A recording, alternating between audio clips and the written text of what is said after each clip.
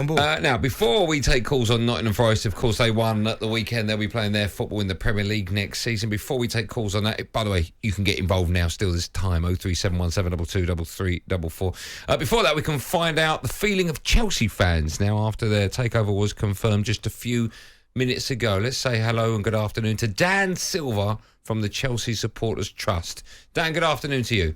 Good afternoon, guys. Hope you're well. We are good. We're very well. Listen, it took its time, but it's finally done. How are you feeling? Yeah, very, very relieved. I think it's been a very long 3 months. We got new owners, exciting times ahead. I think it's for the people connected to the club, the guys who have been, temporary staff, people, behind the scenes. They've all got that security, that job's being kept now. So it's a big relief, not just for supporters, but everyone connected to the club. Dan, I know it's just happened, the takeover, but how quickly, because we know Chelsea tend to work relatively quickly when it comes to getting deals done, how quickly can they start obviously doing their business? I think immediately. I wouldn't surprise me if stuff was going on behind the scenes. I think it's pretty clear the last week, 10 days, the takeover was imminent. So I'm sure there's, wheels were in motion. I wouldn't surprise me if we did have, signings in the next couple of weeks. We all know where the team needs attention. Obviously losing sort of Rudiger and Christensen centre-backs obviously going to be a priority. Obviously, Lukaku's future's got to be sorted out. So, big times ahead now. We can move forward. Exciting times. Chelsea as a club have never been shy of two things. One, spending money, and two, sacking good managers. Do you think any of that will change under the new regime? I think it'll be a very different Chelsea. I think we've got to look at what's happened at Liverpool under Klopp. They've given time to Klopp. He's built a very, very good team.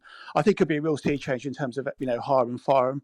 I think we'll be more data-driven rather than signing players. We've had a very somewhat questionable track record with some players over the last few years. I think it'll be a different time. I think we've got a brilliant manager in Thomas Tuchel. I think he needs time. He needs his players. I think we're not far away from sort of getting there and challenging Liverpool, Manchester City. I don't think you're that far off anyway. But how much money are you expecting the club to be made available for playing staff?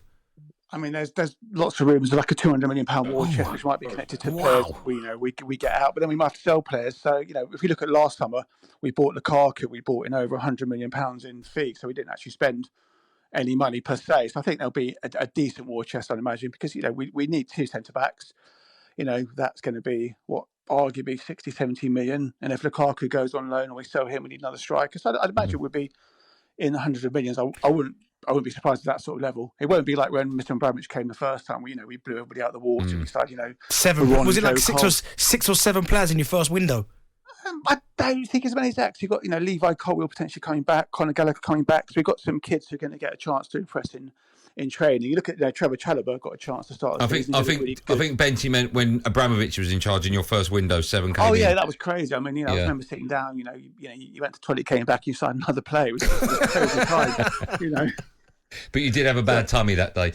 Listen, there were quite a few consortiums in for buying Chelsea. Is this, from your perspective, is this the best result, Tom Boehly? To be fair, we met with all the consortiums over the time, including the Ratcliffes at the last minute. I think they've all put forward very good things.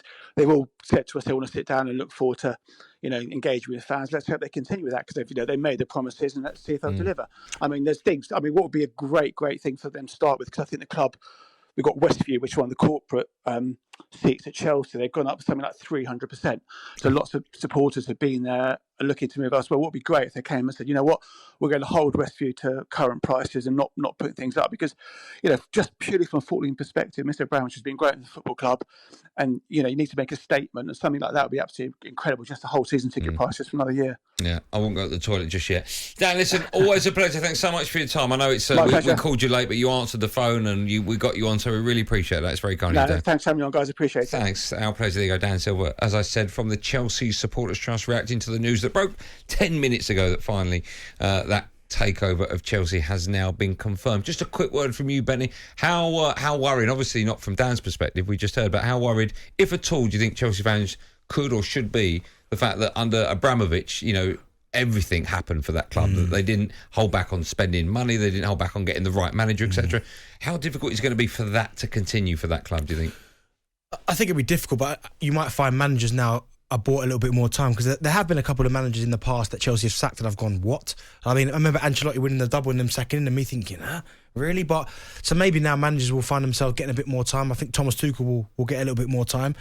But the fact that they're talking about already 200 million being put up front to spend money, is absolutely nuts. crazy. Your first window, well, not your first, but your first window, here's 200 million. If ever there was a way of getting, I don't really understand how financial fair play works when the owners of a club say we're going to invest this much. We've seen it with Enid with Spurs. They're going to supposedly invest 150 million. Do you know what how does financial fair play work? I don't even have a clue. But because I was just looking at it here, Yeah. Chelsea's first window. Like What, under Abramovich? Can I guess? 13 players. It wasn't. That was with Sean Wright Phillips. So yeah, Glenn Johnson. Yeah. Jeremy. Wow. Wayne Bridge. Yeah, I remember him. Damien Duff. Yeah. Joe Cole. Yeah. Oh dear, what window this is? Yeah. Veron. Sebastian Veron. Mutu. Yeah. Smertin. Crespo. Makaleli. All in one window. He said this is here. The headline of the story is the 13 players Chelsea signed during their first summer of Roman Abramovich era. That's nuts. I don't think there's probably that ever has been a better and will never be a better window for any club than that. No. Because everyone you've named, bar maybe one or two, everyone you go, I'd have them now. I mean, there was a few I left out, a couple of threes, but the bulk of it, what I just mentioned That's to you was, amazing. Wow.